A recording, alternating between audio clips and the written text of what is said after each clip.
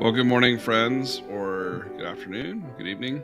Welcome to, I have to look at the calendar, day 18 of our walk through gratitude. And so the last couple of days, we've been focusing on different characteristics of the spiritual practice of gratitude, or how it might sort of shift some things or focuses things about us. One of those concepts, of course, is resilience. Um, and what I want to talk about today is self compassion. So, this is an idea of this isn't self centeredness. I think we have to be careful about the distinguishing between those two. But this is self compassion, which is sometimes about care. That sometimes this work of gratitude is about finding a way for us to be more compassionate, both to ourselves, but also to those around us.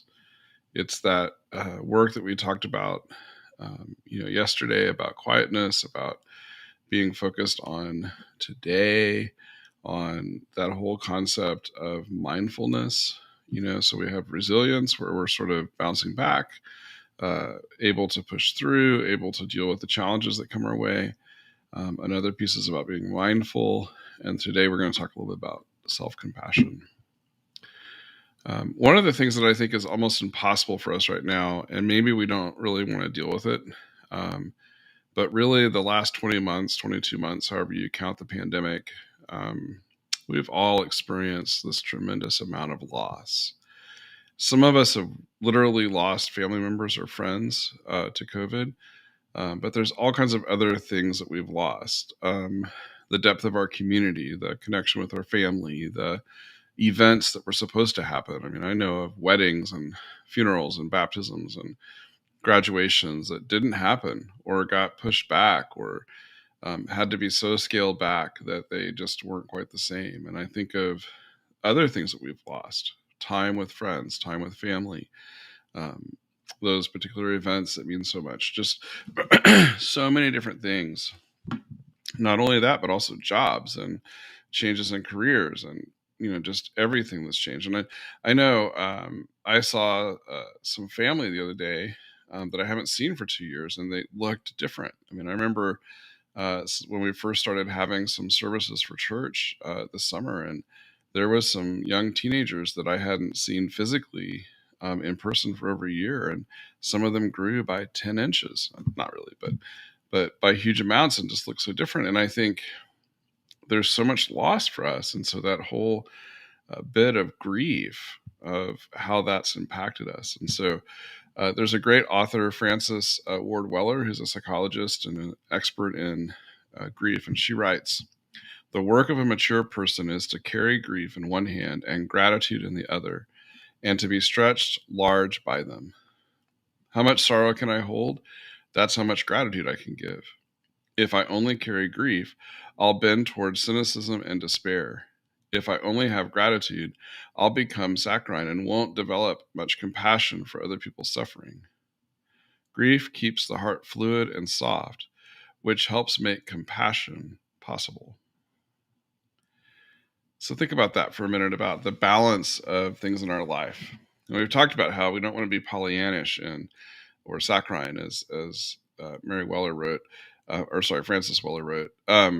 We don't want to be saccharine or just sort of fake, everything is great, because that's not going to do us any good. Instead, it has to be authentic. And so I think in the midst of, doing this work about finding gratitude and looking for things and seeing that, is to understand the balance in our life, and that there is a whole lot of grief going on, and a whole lot of challenge, and a whole lot of loss, and a whole lot of change, and anxiety, and things like that. But at the same time, we have so much to be grateful for. And I love her image of how those two things balance out for us, and that we hold something in it. Actually, that beautiful sense of stretching us, like it stretches our soul and our capacity. I think that's part of what we're doing in this intentional work around doing the spiritual practice of gratitude. In James, we find this: "As you know, you count as blessed those who have persevered. You have heard of Job's perseverance and have seen what the Lord finally brought about. The Lord is full of compassion and mercy."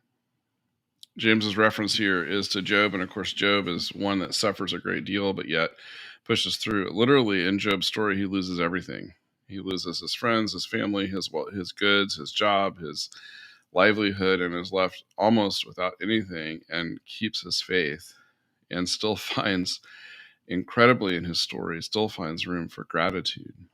It's sort of like what Francis Weber's talking about, how we're stretched. And James writing in here is talking about this, about how we can even look to others about that very sense of perseverance. So back to that theme about self-compassion.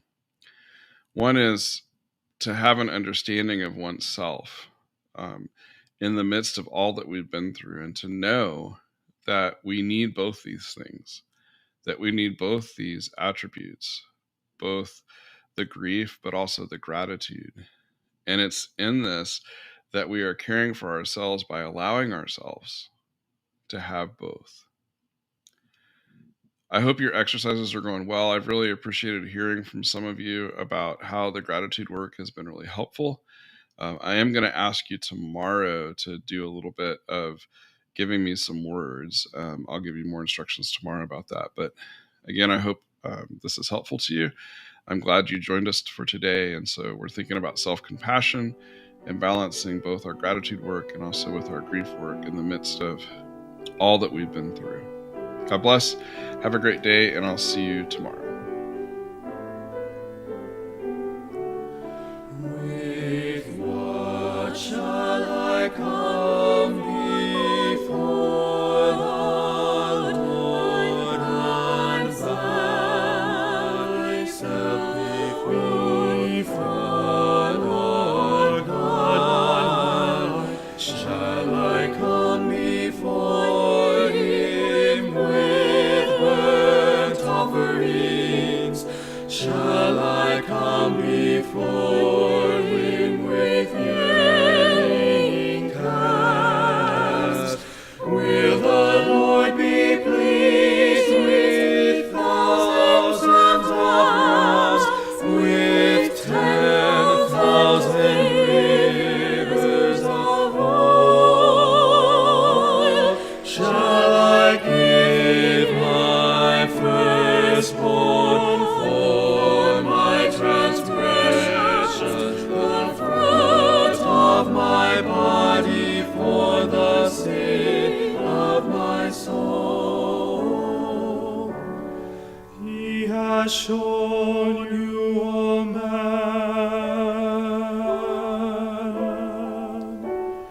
He has shown